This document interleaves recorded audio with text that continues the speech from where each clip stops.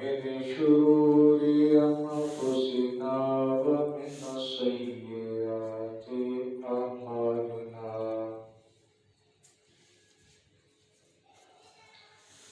من يهده الله فلا مضل له ومن يضلله فلا هادي له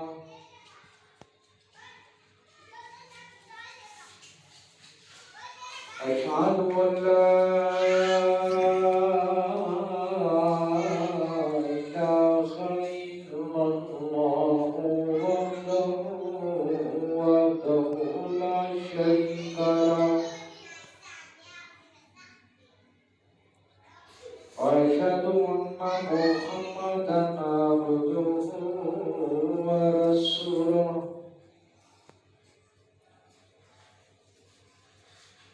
أما بعد أعوذ بالله من الشيطان الرجيم بسم الله الرحمن الرحيم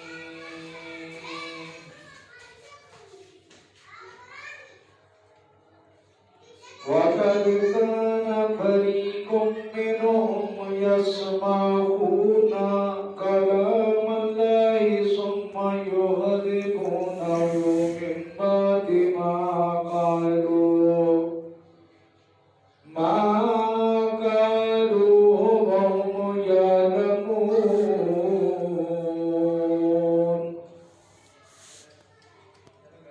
وإذا لقوا الذين آمنوا قالوا آمنا وإذا خلا بعضهم لبعض قالوا وتحدثونهم بما فتح الله عليكم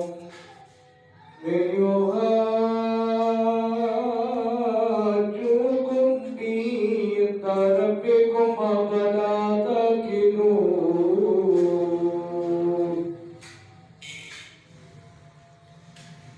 خوب سمجھ لینے کے لیے جانتے بوجھتے اور جانتے لوگوں سے جو ایمان لا چکے ہیں محمد رسول اللہ پر تو کہتے ہیں کہ ایمان لائے ہم بھی اور جب تنہا ہوتے ہیں اور ایک دوسرے کے ساتھ تو کہتے ہیں کیا بتا دیتے ہو تم مسلمانوں کو وہ باتیں جو کھولی ہیں اللہ نے تم پر تاکہ وہ اجر کے طور پر پیش کرے تمہارے خلاف ان باتوں کو تمہارے رب کے حضور کیا تم عقل نہیں رکھتے ان اللہ وملائکتہ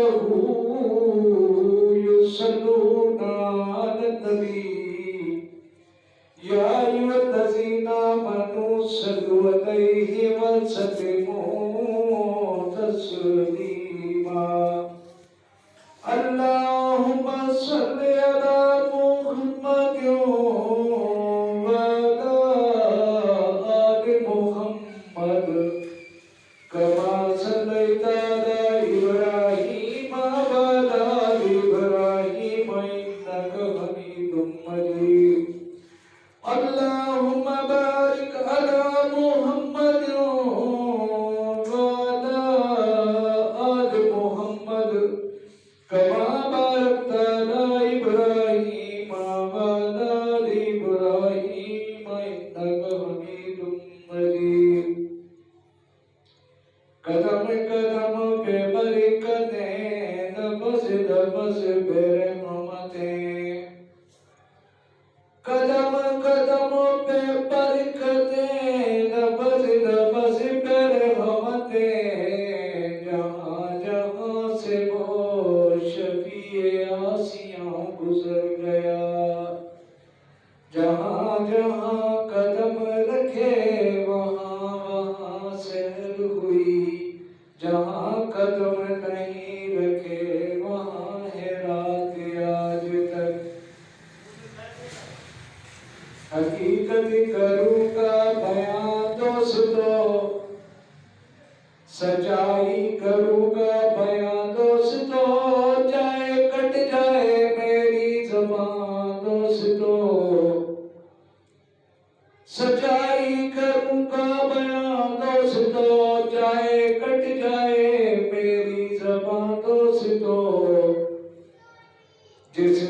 دھرتی پہ اللہ کے حکموں کی توہین ہو، کہیں گر نہ پڑے آسمان دوستو۔ میرے انتہائی سادات احترام حضرت مولانا محمد یوسف صاحب خطیب جامعہ مسجد نظام، میرے انتہائی قابل احترام دوستوں، بزرگوں، بھائیوں، بیٹوں، میری آواز اگر پہنچ رہی ہے تو میری ماں بہنوں، بیٹیوں، قرآن کی سورۃ البقرہ کی چند آیات جو میں نے تلاوت کی ہیں، اس کا مفہوم اور قرآن کی لفظ بلفظ عرب کا یہ قانون ترجمہ ہے جس میں اللہ کی وحدانیت چھلکتی ہے، اللہ کی وحدانیت موجیں مارتی ہے اور حقیقت اور سچائی کے ساتھ قرآن روشنیاں بکھیرتا ہے۔ اگر قرآن کی آیات کو تھوڑا تھوڑا کر کے سمجھا جائے، انسان کی زندگی سے تمام غلاظتیں نکل جاتی ہیں، روح بھی پاک ہو جاتی ہے، جسم بھی پاک ہو جاتا ہے، خیالات بھی پاک ہو جاتے ہیں، تصورات بھی پاک ہو جاتے ہیں، عقل و دانش بھی صاف ہو جاتی ہے، اور قدم قدم کے اوپر اللہ کی رحمتیں، اللہ کی مدد، ہر لمحہ اللہ تبارک و تعالیٰ کی طرف سے رحمت ہی رحمت آتی ہے۔ لیکن چونکہ انسان اس غفلت میں پڑا رہتا ہے جس کو اپنی ناقص العقل کہا جاتا ہے،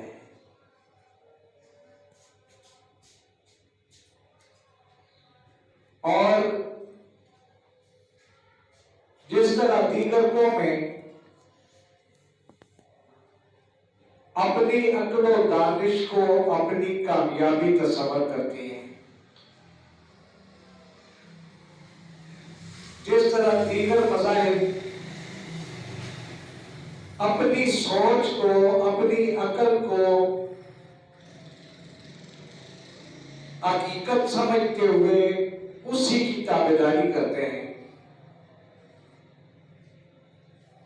اس طرح مسلمان معاشرے میں رہتے ہوئے اسی طرح مسلمان ان لوگوں سے مرغوب ہوتے ہوئے اپنی عقل و دانش کے مطابق انہی خیالات کے پیچھے چلتا ہے، اور ساتھ ساتھ مسلمان ہوتے ہوئے کچھ اعمال بھی کرتا رہتا ہے، کبھی نماز پڑھ لی، کبھی نماز نہ پڑھی، کبھی قرآن پڑھ لیا، کبھی قرآن نہ پڑھا، کبھی نوافل ادا کر لیے، کبھی غفلت کر لی، کبھی اچھا کام کر لیا، کبھی غفلت کر لی، لیکن اس کی زندگی ملاوٹ کے اندر، اس کی زندگی اپنے عقل کے پیچھے چلتے ہوئے گزر رہی ہے، اور وہ کہتا ہے میں مسلمان۔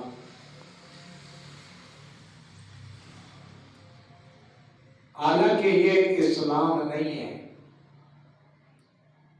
اسلام کی گہرائی یہ ہے کہ اپنے ہر قول، فعل، عقل، اپنے لمحات، اپنی زندگی، اپنے خیالات، اپنے تفکرات، اپنے ذہن کو مکمل طور پر دین کے سانچے میں ڈال لے، پھر اسلام ہے، پھر مسلمان۔ ایسا نہیں ہے کہ کبھی انسان اسلام کی روایات، اسلام کے حقیقت کو تسلیم کر لے اور کبھی اپنی عقل و دانش کو استعمال کر لے۔ اگر ایسا پرکھنا ہو، اگر ایسی سوچ ہو کہ آیا اس دنیا کے اندر اس بات کو اپنے سامنے رکھ لوں، غفلت میں میری کئی آنکھ بند نہ ہو جائے، دیکھ لوں، تو یہ کسوٹی بڑی آسان ہے۔ اللہ کے نبی نے فرمایا قال رسول اللہ صلی اللہ علیہ وآلہ وسلم، اللہ کے نبی کی طرف سے یہ بات ہے، حدیث ہے کہ انسان اپنی باشعوری کو اگر بیدار سمجھتا ہے تو اس کا وہ ترازو کے اندر توڑ دے، اس کو مسلمان ہے کہ غفلت میں نہ چلا جائے۔ اللہ کے نبی نے فرمایا تنہائی کے اندر جب اس کو اس کا اللہ دیکھتا ہے اور وہ اکیلا ہے، رات ہو دن ہو گلی ہو کوچہ ہو گھر ہو بار ہو دکان ہو کہیں بھی ہو، تنہائی کے اندر بیٹھا ہے، تو وہ یہ سوچ کرے کہ تنہائی کے اندر اس کا دل دماغ برائی کی طرف جاتا ہے یا رہنمائی کی طرف جاتا ہے۔ اس کا دل غفلت کی طرف جاتا ہے کہ روشنی کی طرف جاتا ہے۔ تنہائی میں جب اسے کوئی نہیں دیکھ رہا، اس کے اختیار کے اندر ہے کہ وہ دھوکہ کر سکتا ہے، اس کے اختیار کے اندر ہے کہ وہ فرار کر سکتا ہے، اس کے اختیار کے اندر ہے کہ وہ گناہ کر سکتا ہے، اس کے اختیار کے اندر ہے کہ وہ بے عمل ہو سکتا ہے۔ تنہائی کے اندر اگر وہ اس طرف جاتا ہے جس طرف اللہ اور اس کے رسول نے منع کیا ہے، تو وہ سمجھ لے اس کے عمل، اس کی نیکیاں، اس کے خیالات، اس کی سوچ اور وہ شیطان کے پورے بہکاوے کے اندر ہے۔ اگر وہ اس تنہائی کے اندر ایمان کی طرف جاتا ہے، اگر تنہائی کے اندر وہ بغاوت کی طرف نہیں جاتا، تنہائی کے اندر خدا کے خوف کی طرف جاتا ہے، تنہائی کے اندر اللہ کی یاد میں جاتا ہے، تنہائی کے اندر وہ اپنے اعمال کو بچاتا ہے، پھر سمجھ لو کہ اس کے اعمال صحیح اور ایمان کی طرف ہے۔ یہ کسوٹی ہے دنیا کے اندر۔ ہمارے سامنے چلے گئے بڑے بڑے بزرگ، چلے گئے علماء کرام، چلے گئے بڑے بڑے شیخ، چلے گئے بڑے بڑے نام لینے والے، چلے گئے بڑے بڑے بادشاہ، چلے گئے حکمران، چلے گئے بچے، چلے گئے بوڑھے، چلے گئے دنیا سے۔ ایک دن ہم نے بھی چلے جانا ہے، آنکھیں بند ہو جائے گی، اور پھر ہمارے کوئی موقع نہیں ملے گا، پھر سوال ہی پیدا نہیں ہوتا کہ ہمیں موقع مل جائے اپنی اصلاح کرنے کا۔ اصلاح اگر ہے تو آپ پاؤں ہیں، اصلاح ہے تو جان ہے، اصلاح ہے تو چل سکتے ہیں، اصلاح ہے سوچ سکتے ہیں تو ہے۔ اگر آج ہم نے اپنی اولاد کی خاطر، اپنی جان و مال کی خاطر، اپنی جائیداد کی خاطر، مانے پتہ کے لیے اپنے ایمان کو تباہ کر دیا، تو کل قیامت والے دن اللہ کے آگے ہمارے پاس کوئی جواب نہیں ہوگا۔ آج ہم ٹھیک ٹھاک ہیں، صحت مند ہیں، اصلاح کرنے آتے ہیں۔ ایک طرف دنیا کے مالوں متا پڑے ہوں، ایک طرف جائیدادیں پڑی ہیں، ایک طرف جوان اولاد بیٹھی ہوئی ہے، ایک طرف تمہاری روشنیاں ہی روشنیاں نظر آتی ہیں، لیکن ایک طرف ایمان کی حالت ہے، قرآن کی پوزیشن سامنے، نبی کے فرمان کی پوزیشن سامنے۔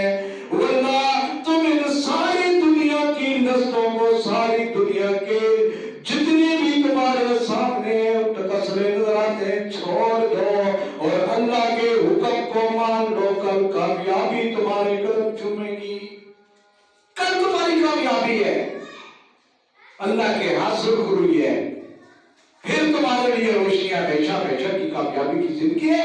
دنیا کی عارضی زندگی میں اگر ہم نے اپنی عقل و دانش کے مطابق دین کو، دین عقل سے نہیں ہے بلکہ دین سے عقل ہے، ہماری سوچ سے دین نہیں ہے، دین سے ہماری سوچ ہے۔ جب تک ہم دین کے مطابق اپنی سوچ کو نہیں کر لیتے تب تک ہم ناکام لوگ ہو جائیں گے۔ قرآن کی آیات جو میں نے تلاوت کی، اس میں اللہ تبارک و تعالیٰ نے کیا فرمایا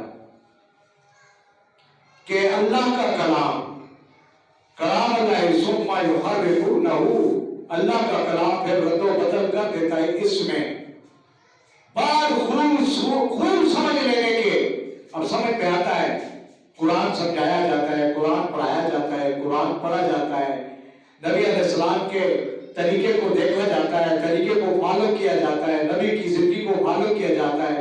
सहाबा किराम रिज़वानुल्लाह अजमाइन के उस दौर को सब जिंदगी के एक लम्हे की गारंटी किसी के पास नहीं है। से जिंदगी नहीं है, बीमारी से मौत नहीं है, लेकिन अगर अल्लाह के हुक्मों की बगावत की कोई बाकी नहीं है।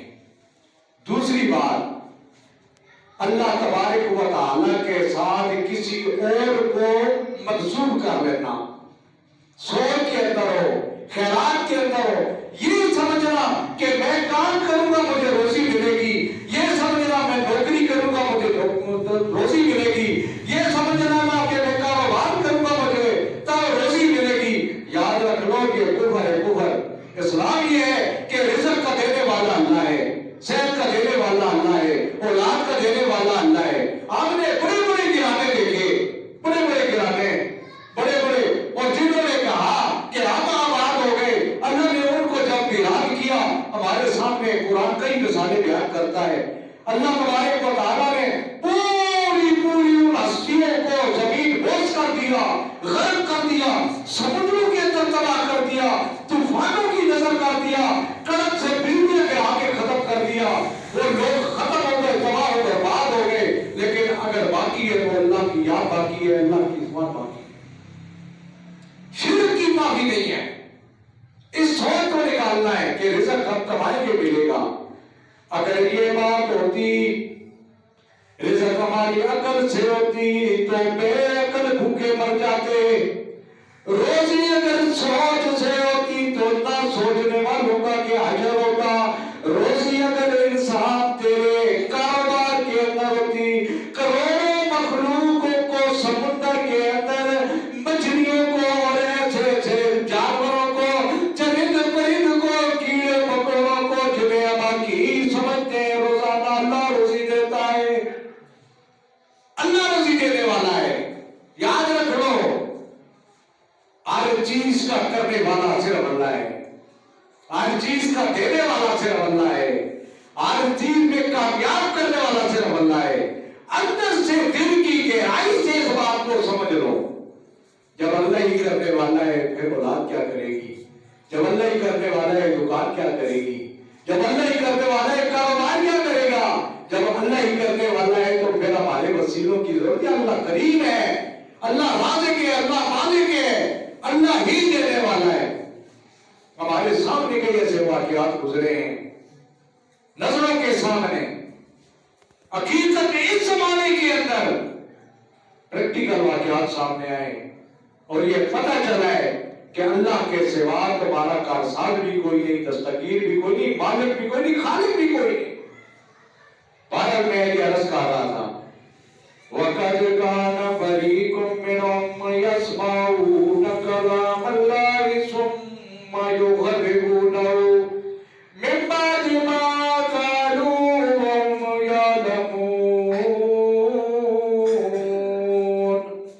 ईमान ले आएंगे ये लोग तुम्हारी दावत पर, हालांकि है वो गिरोह इनमें ऐसा भी जो सुनता है कलाम अल्लाह का, जो सुनता है हकीकत को, जो सुनता है अल्लाह के कुरान को, फिर रद्दो बदल कर देता है। अब रद्दो बदल करने की दो तीन सूरतें हैं।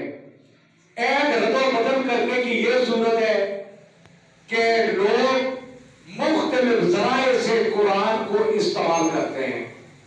कोई तावीज़ की सूरत में इस्तेमाल करते हैं, कोई लिख करके, कोई जो है बड़े बड़े लोगों पर चले जाते हैं, वही मुझे कुछ कर दो जी, और अल्लाह का कुरान ही तो ये पढ़ के काट के देते हैं, ये सारा कुछ है।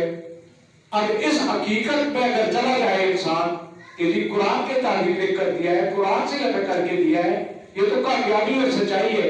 अल्लाह के बंदों, कुरान जिस मकसद के लिए अल्लाह ने उतारा है उसको सोच करो। असल मकसद क्या है कुरान उतारने का, कि ये तुम्हारे लिए रहनुमाई है, इसको पढ़ना भी पासे सवाब है, इस पे अमल करना भी पासे सवाब है, लेकिन ये है असल में तुम्हारे लिए कानून, तुम्हारे लिए दस्तूर, तुम्हें सही रास्ते पे चलाने वाला कुरान है। और कुरान को आप ना समझे, मर्जी अपनी करें, अकल दाने हो कि बड़े बुजुर्ग चलते आए, वो तो भी मुसलमान थे, अल्लाह के बतो जायजा लो कि कहीं गलती पर तो नहीं थे, कहीं ऐसा तो नहीं था। कुरान के एक एक लफ्ज को पढ़ اسلام ہے. عقل قرآن سے جو سمجھ عقل ہے اس سے دین نہیں ہے بلکہ دین سے عقل ہے. تو دین کو مختلف صورتوں میں کیسے لوگوں نے استعمال کیا, رد و بدل کیسے کیا. کچھ لوگوں نے تعویذ آگے کر کے رد و بدل کیا, کچھ لوگوں نے مختلف ذرائع تمہیں بیگلا کر کے, تمہیں برگلا کر کے, تمہیں مختلف راستوں پر لگا کر کے تم سے مال بٹورا, پیسہ بٹورا, تم سے اپنی جان و مال, تم سے اپنی عزت عظمت اپنی تمہارے دل میں رکھنے کے لیے انہوں نے جھوٹ بولا. انہوں نے اپنے آپ کو مقدم بنایا, حالانکہ ایسی بات نہیں ہے. بات صرف یہ ہے جو قرآن کہتا ہے, نبی کا فرمان کہتا ہے. اگر عزت ہے تو قرآن سے ہے, اگر ہماری عظمت ہے تو قرآن سے ہے. قرآن عظمتوں والی کتاب ہے, قرآن لائق کتاب ہے, اس کو آپ سمجھیں. اب رد و بدل کیسے کیا, کس صورت میں کیا. کچھ لوگوں نے قرآن پڑھا, قرآن سمجھا لیکن عمل نہ کیا, یہ دوسرا رد و بدل ہے. آج اگر ہم اپنی زندگیوں کا جائزہ لیں تو ہم پورے کے پورے قرآن کے مطابق ایک لفظ کے مطابق چلنے والے نہیں ہیں. دستور کے مطابق نماز پڑھ لیتے ہیں, نماز میں کھڑے ہو جاتے ہیں, طرح طرح کے خیالات آتے رہتے ہیں, طرح طرح کے خیالات آتے ہیں, اپنے کاروبار, اپنے کاروبار اولاد. اور جب بھی ہمیں کوئی چیز دنیا کی یاد نہیں آتی, جب نماز میں کھڑے تب یاد آ جاتی ہے. یہ ہماری ناقص نماز ہے. حالانکہ نماز جب صحابہ کرام رضوان اللہ اجمعین نے پڑھی, نماز کا طریقہ کیا تھا, نماز کا ذوق کیا تھا, نماز کا شوق کیا تھا. جب ابھی نبی کے صلی اللہ علیہ وسلم نے کیوں فرمایا ہے کہ نماز نہ خاموشی سے پڑھو نہ اتنی بڑا نماز سے پڑھو. شاید یہ مسئلہ کسی نے نہ بتایا ہو. یہاں تک کہ اس کا ایگزامپل بول کرتا ہوں. صبح کی نماز کا وقت ہے, نبی کریم صلی اللہ علیہ وسلم مصلی پہ کھڑے نماز پڑھا رہے ہیں. صبح کی نماز محمد رسول مصلی پہ پڑھا رہے ہیں. پیچھے صحابہ اکرام کی جماعت ہے, صحابہ اکرام کی جماعت ہے. نبی علیہ السلام نے سلام پھیرا. سلام پھیرنے کے بعد صحابہ سے پوچھا, میرے صحابہ کیا تم بھی میرے ساتھ نماز پڑھتے رہے ہو, کیا تم بھی میرے ساتھ نماز پڑھتے رہے ہو. پتہ یہ چلا کہ کالی کملی والے آقا مصلی میں کھڑے ہوتے تھے, صحابہ کرام کی نماز کی آواز آیا کرتی تھی. آج مسئلے کو رہو کہتے ہیں, پتہ یہ کون سا مسئلہ ہے. نبی علیہ السلام نے پوچھا, میرے صحابہ آپ بھی پڑھتے رہے ہیں. صحابہ کرام نے کہا, جی یا رسول اللہ پڑھتے رہے. اللہ کے نبی نے کہا, میرے صحابہ سورۃ فاتحہ پڑھا کرو, اس کے علاوہ میری قرات کو سنا کرو. سورۃ فاتحہ پڑھا کرو. اب جب صحابہ کرام نے نماز پڑھی, اس کا مطلب یہ ہے کہ اتنی دھیمی آواز تھی کہ مصلی پہ اللہ کا نبی سن رہا تھا. سبحانک اللہم و بحمدک و تبارک اسمک و تعالی جدک و لا الہ غیرک. اللہ کے نبی نے کہا, میرے صحابہ صرف سورۃ فاتحہ پڑھا کرو, اس کے بغیر نماز نہیں ہوتی. آج لوگ کہتے ہیں کیوں نہیں, امام سے پڑھتا ہے, اماموں نے نہیں بتایا نماز ہو جاتی ہے. یہ بات نہیں ہے. پورے عربوں کے اندر جتنے بھی عربوں کے اندر امام نماز پڑھاتے ہیں, سورۃ فاتحہ کے بعد تھوڑی سی خاموشی اختیار کرتے ہیں. یہ میرا بیٹا آیا ہوا تھا, جمعے پہ نہیں ہے, سعودی عرب میں 10 سال سے رہتا ہے. یہ سورۃ فاتحہ پڑھتا ہے, پڑھنے کے بعد تھوڑی دیر خاموش رہتا ہے. کئی لوگوں نے کہا, جی یہ کہا تھوڑی دیر خاموش کیوں رہتا ہے. میں نے کہا, یہ خاموش اس لیے نہیں رہتا کہ یہ قرآن سے تلاش کرتا رہتا ہے میں کون سی سورت ہوں, یہ بات نہیں ہے. وہ خاموش اس لیے رہتا ہے کہ عربوں کے پیچھے نماز پڑھتا ہے, اور سورۃ فاتحہ کا ٹائم دیتے ہیں. جب پڑھتے ہیں الحمدللہ رب العالمین, امام کعبہ کو دیکھیں, امام مسجد نبوی والے کو, الحمدللہ رب العالمین الرحمن الرحیم, پھر تھوڑی سی خاموشی. کیوں؟ وہ پیچھے جو کھڑے ہیں وہ بھی پڑھ لیں الحمدللہ رب العالمین الرحمن الرحیم, وہ بھی پڑھ لیں. اور پھر کئی امام ایسے ہیں جو وَلَضَّالِّينَ آمین, پھر خاموش ہو جاتے ہیں. تھوڑی دیر خاموشی کیا کرتے ہیں. وہ خاموشی کیا ہے؟ اس دورانیے کے اندر آپ پڑھیں الحمدللہ رب العالمین الرحمن الرحیم مالک یوم الدین إياك نعبد وإياك نستعين اهدنا الصراط المستقيم صراط الذين أنعمت عليهم غير المغضوب عليهم ولا الضالين آمين. یا پڑھ لیں پھر امام قرات شروع کرے. یا تو امام پڑھ رہا ہے اس کے ساتھ ساتھ جب پڑھ لیتا ہے ایک لائن پر پڑھو. اگر سورۃ فاتحہ اور اگر جب سورۃ فاتحہ پڑھ لی جائے تو پھر آپ پڑھو. اللہ کے نبی نے فرمایا کہ بغیر نماز نہیں ہوتی. آج یہ مسئلہ بتانے سے لوگ قاصر ہیں، پتہ ہی نہیں ہے. پڑھی جائے پڑھی ہوتی امام نے نہیں لکھا. اللہ کے بندوں امام الانبیاء نے لکھا ہے محمد رسول اللہ صلی اللہ علیہ وسلم. جب نبی علیہ السلام کا نام نامی اس میں گرامی ہے کہا کرو صلی اللہ علیہ وسلم. محمد سے پڑھا کرو. کیوں؟ اللہ کے نبی نے بددعا، فرشتے نے جبریل نے بددعا دی، اللہ کے نبی نے آمین کی. بددعا دینے والا جبریل ہے، نبی علیہ السلام آمین کہنے والے جو نبی علیہ السلام پہ درود نہیں پڑھتا. صلی اللہ علیہ وسلم. جب بھی اللہ کے نبی کا نام آئے، جب بھی اللہ کے نبی کی صفت آئے، جب بھی اللہ کے نبی کی طرف صلی اللہ علیہ وسلم یہ پڑھنا ہے. ورنہ بددعا جو جملے میں آ جاتا ہے. ہمارا بیٹی عرض کر رہا تھا کہ قرآن میں رد و بدل کیسے کیا. ایک یہ کیا کہ قرآن کو تعویذوں میں لکھ لکھ کر کے لوگوں کے گلے پہ ڈالا. اگر لکھ لکھ کر قرآن لوگوں کے گلے میں ہوتی، قرآن کو لکھ کر دیا ہے، اس سے ہمارا کام ہو جاتا ہے. اللہ کے بندوں یہ قرآن کی عظمت کی توہین ہے. یہ چیز صحابہ کرام نے کیوں نہ کی. ایک صحابی نبی کریم صلی اللہ علیہ وسلم کی خدمت میں حاضر ہوئے، بیٹھے ہوئے تھے. صحابہ کرام کو سبحان اللہ، وہ کسی میں بنا کہ اللہ کا نبی بیٹھا ہوگا. صحابہ کرام بیٹھے ہوئے تھے. ایک صحابی آتا ہے، صحابی آیا گلے کے اندر ایک تعویذ لٹکا ہوا تھا. اللہ کے نبی نے دیکھا کہ میرے صحابی کے گلے میں تعویذ لٹکا ہوا ہے. محمد رسول اللہ نے اپنے چہرے انور کو طرف کر لیا. صحابی پریشان ہو گیا، ملنے کے لیے ہاتھ بڑھایا. محمد رسول اللہ نے چہرے انور کو دوسری طرف کر لیا. صحابہ کرام پریشان ہو گئے، وہ صحابی پریشان ہو گیا، بیٹھ گئے. اس کو صحابہ کرام کو یہ ضرورت نہ ہوتی تھی. کالی کملی والے آقا اگر چہرہ دوسری طرف کر لے تو وہ پھر بھی آگے بڑھے. بیٹھ گئے. دوسرے صحابی سے کہا کالی کملی والے آقا سے پوچھو نا مجھ سے کیا غلطی ہو گئی، کیوں ناراض ہے. صحابہ کرام نے عرض کیا اللہ کے رسول آپ نے بڑا صحابی سے ہاتھ نہ ملایا، وجہ کیا بنی ہے؟ محمد رسول اللہ کہتے ہیں میرے اس صحابی نے قرآن کی آیات کو گلے کے اندر لٹا کر کے اس کا مذاق کیا ہے. آج تو کہتے ہیں یہ تعویذ ہے. اللہ کے نبی نے چہرہ پھیر لیا. اس صحابی نے گلے سے تعویذ اتار کے ایک طرف رکھ دیا. محمد رسول اللہ کے سامنے آیا. کالی کملی والے آقا نے سینے سے لگا لیا. اس سے کیا پتہ چلتا ہے؟ آج آپ کرا لیتے ہو کہ سارے کام ہو جائے. اگر ایسا ہوتا، اگر قرآن کی یہ شان ہے، قرآن کا یہ مطلب ہے کہ تعویذ لکھ کر کے گلے میں لٹکایا ہوا واش روم میں جانا ہے. اب قرآن کی توہین نہیں ہے. تعویذ لٹکایا ہوا ہے جسم ناپاک ہے، پلیت ہے، گلے میں لٹکا ہوا، کھوڑے میں باندھا ہوا ہے. پتہ ہی نہیں قرآن کی کیا بات ہے. تعویذ گلے کے اندر ہے، بازاروں میں بیٹھ رہا ہے، گانے سن رہا ہے، موسیقی سن رہا ہے، بے حیائی کی طرف جا رہا ہے، گلی کوچوں میں پھر رہا ہے، گلے میں لٹکا ہوا تعویذ. قرآن کی یہ توہین ہے. قرآن پڑھنے کے لیے ہے، قرآن سمجھنے کے لیے ہے. قرآن رحمت والی کتاب ہے. جس گھر میں پڑھا جاتا ہے رحمت کا نزول ہوتا ہے. سبحان اللہ. قرآن پڑھا جائے، قرآن سمجھا جائے، قرآن کے مطابق عمل کیا جائے. اب یہ بھی رد و بدل ہے.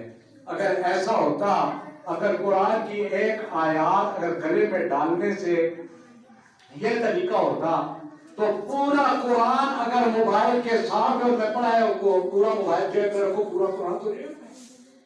کئی ترجمے قرآن کے تو جیب میں پڑھے، سارا تعویذ تمہارے جیب میں آ گیا. مقصد یہ نہیں ہے.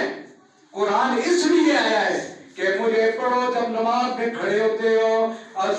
الحمدللہ رب العالمین، الحمد تیری حمد و ثناء اللہ، للہ اللہ تیری رب العالمین. تو تمام عالمین کا رب ہے، جو ہمیں پتہ ہے، جو ہمیں نہیں پتہ. نماز میں کھڑے ہوتے ہو جب تمہاری سوچ یہ ہوگی الحمدللہ رب العالمین، تمہیں سمجھ آ رہی ہوگی اللہ تیری حمد و ثنا ہے، تو تمام عالمین کا رب ہے.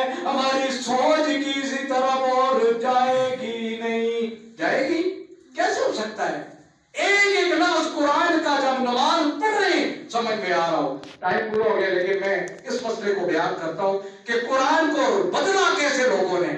اور ایک اور بات میں آپ کو بتا دوں، ابھی نیٹ کے اوپر کئی جگہ پہ میں نے اصلاح اس کو دائرہ لگا کے دیا ہے. قرآن کے الفاظ کو بدلا جا رہا ہے، قرآن کے لفظوں کو. عام آدمی کو یہ نہیں پتا، عام آدمی پڑھتا رہتا ہے، علماء کرام کو پتا ہے. جیسے فریقن، اب فریقن کی بجائے فریقان انہوں نے لکھ دیا ہے. قرآن ایسے پرنٹ ہو رہے ہیں اور اس کا پورا مطلب چینج ہو جاتا ہے. اس لیے ہم نے کئی دفعہ یہ بات کی ہے کہ قرآن جو سعودی عرب سے پرنٹ ہو کے آ رہا ہے وہ قرآن کا کے اندر کو ترجمے والا، اس کے اندر غلطیاں نہیں ہیں. یہ جو پاکستان کی کمپنیاں، انڈیا کی کمپنیاں یہود و نصارہ کے اشاروں کے اوپر یہ جو اوپر پیج ہے اس کو صبر کر رہی ہیں، جو ذہن ہے اس کو صبر کر رہی ہیں، اس سے پورے معنی تبدیل ہو رہے ہیں. اور وہ ہم تلاوت کر رہے ہیں گھروں کے اندر بیٹھ کے، ہم نے کبھی غور نہیں کیا. یہ غور کرنا، یہ سوچ کرنا، دیکھنا کہیں ایسا تو نہیں ہے کہ قرآن کے لفظ کو بدل کر کے اس کے مفہوم کو بدل کے ہم تلاوت کر رہے ہیں. عرب کی جو کمپنیاں ہیں، سعودی عرب میں حج کے لیے جاؤ ایک قرآن دیتے ہیں ترجمے والا. اور کئی لوگوں نے ایسا بھی کیا ہے کہ اصل حقیقت کو لوگ نہ سمجھے، اس قرآن کو نہ پڑھیں، کہتے جی یہ وہابیوں کا پرنٹ کرتا ہے. اور خدا کے بندو، سعودیہ کی وہ عربی لوگ قرآن کو پرنٹ کر کے جو دے رہے ہیں ترجمے کے ساتھ، اس کے اندر غلطی نہیں ہے. یہ ہمیں پٹڑی سے اتارنا چاہتے ہیں. وہی قرآن جو پرنٹڈ سعودیہ سے آ رہا ہے، یا علماء حق سے رہنمائی لے کر کے قرآن خریدو. یاد رکھو زیادہ قرآن ایسے آ رہے ہیں، میرے پاس قرآن مجید پڑھے جن کے زیر زبریں بدل دی گئی ہیں، اس کے اندر معنی بدل جاتے ہیں، اور وہ ہم ثواب کے لیے پڑھ رہے ہیں، وہ عذاب کے لیے ہو رہا ہے.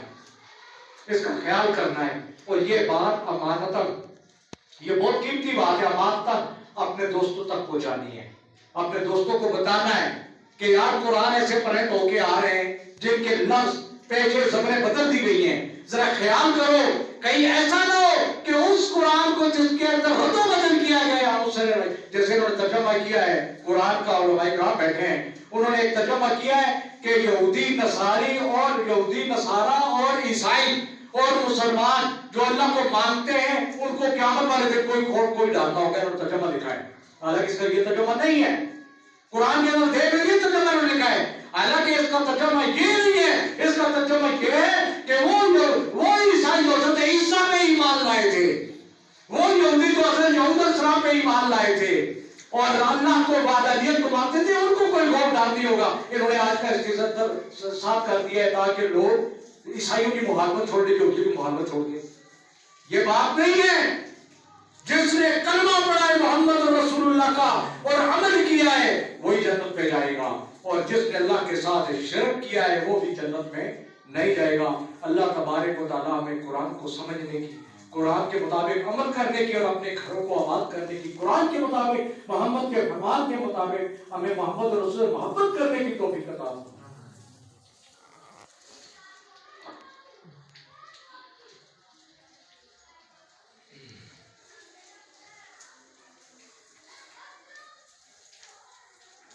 إن الحمد لله نحمده ونستعينه ونستغفره ونؤمن به ونتوكل عليه من شرور أنفسنا ومن سيئات أعمالنا من يهده الله فلا مضل له ومن يضلل فلا هادي له وأشهد أن لا إله إلا الله وحده لا شريك له وأشهد أن محمدا عبده ورسوله. أما بعد فإن خير الحديث كتاب الله خير الهدي هدي محمد وشر الأمور محدثاتها وكل محدثة بدعة وكل بدعة ضلالة وكل ضلالة في النار.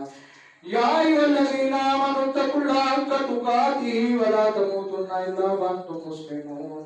يا أيها الناس اتقوا ربكم الذي خلقكم من نفس واحدة وخلق منها زوجها وبث منها رجالا كثيرا ونساء واتقوا الله الذي تساءلون به والأرحام إن الله كان عليكم رقيبا. يا أيها الذين آمنوا اتقوا الله وقولوا قولا سديدا يصلح لكم أعمالكم يغفر لكم ذنوبكم ومن يطع الله ورسوله فقد كان فوزا عظيما. میرے مسجد کے سلسلے میں ہمارے پاس ابھی 3.5 لاکھ روپیہ اکٹھا ہو چکا ہے، 3,45,000 اور کچھ۔ یہ اللہ کا گھر ہے، مسجد ہے، اور جس نے مسجد صرف اللہ کی رضا کے لیے بنائی، پوری مسجد بنانا ہی نہیں ہے، اگر کسی نے اللہ کی رضا کے لیے کنکریٹ دے دی، کسی نے اللہ کی رضا کے لیے کہ اللہ مجھ سے راضی ہو جائے، ایک اینٹ دے دی اللہ کی رضا کے لیے، جس نے ایک سریا دے دیا، یہ مسجد میں استعمال ہو جائے گا۔ قیامت تک اس گھر میں اللہ کے گھر میں قائم رہنا ہے، قیامت تک جو لوگ نماز پڑھیں گے اس کو ثواب ملے گا، جو بچے قرآن پڑھیں گے اس کو ثواب ملے گا، اللہ کے گھر میں جتنی عبادات ہوگی اس کو ثواب ملے گا۔ اور قال رسول اللہ صلی اللہ علیہ وسلم، جس نے اللہ کے رضا کے لیے مسجد کے لیے مسجد بنائی، مسجد بنانے سے مراد ہے اپنی توفیق کے مطابق مسجد کو دیا، اللہ کا نبی فرماتا ہے کہ اس کے متبادل جنت کے اندر خوبصورت محل کے علاوہ کچھ نہیں ہے۔ سبحان اللہ کریم، جنت کے اندر خوبصورت محل۔ آج ہماری حیثیت اگر یہ ہے کہ ہم ایک ٹرالی جو دے دیتے ہیں لنٹر بھی ڈلنا ہے تو اس کا نعم البدل اللہ کی رضا کے لیے کر دیا تو جنت کے اندر خوبصورت محل ہے۔ آج اپنے گھروں کے لیے ہم کتنا کرتے ہیں، بلڈنگیں بناتے ہیں، وہ جی ہم ماربل بھی لگا لیں، ہم جی ہاں تمام فیسیلیٹیز ہمارے گھر میں ہوں۔ کبھی سوچ کی ہے کہ اللہ کا گھر بارش کے اندر ٹپک ٹپک پانی آ رہا ہے، ہمیں پتہ ہی نہیں ہے۔ دیکھیں اللہ کے بندو، یہ اللہ کا کام تو ہو جائے گا، یہ اللہ کے گھر تو بنتے ہیں، بن جائیں گے، اللہ کریم ہے، بنانے پہ قادر ہے۔ میرا ایک دوست ہے، یہ بور والی مسجد ہے بھائی، اس نے کام شروع کیا اللہ کے گھر کا۔